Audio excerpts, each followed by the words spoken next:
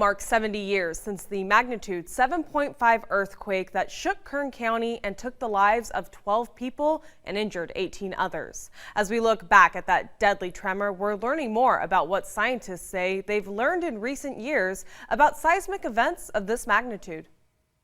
It was the largest earthquake in Southern California since 1857. Many of the buildings on Main Street were built at the turn of the century, and the unreinforced brick structures couldn't stand up to the seismic wave that day. 12 people were killed when a 7.5 magnitude earthquake hit the White Wolf Fault 23 miles south of Bakersfield.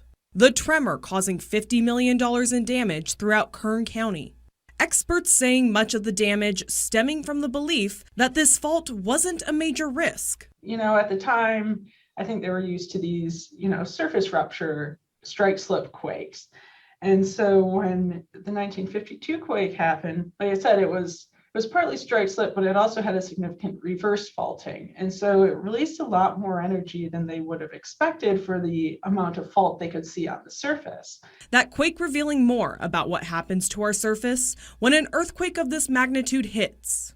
When you have an earthquake where you're pushing the ground up, you need more energy than pushing sideways. So you get a bigger earthquake for the same length of fault.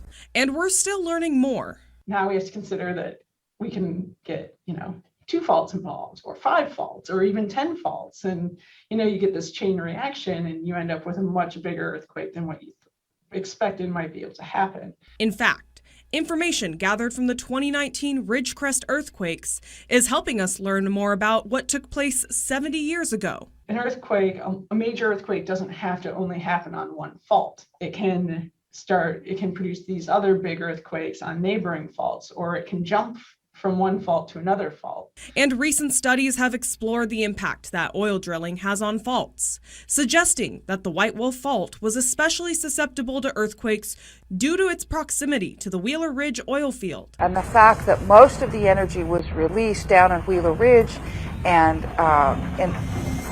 basically very sparsely inhabited areas. Trying to take what we know now and apply it to what was recorded.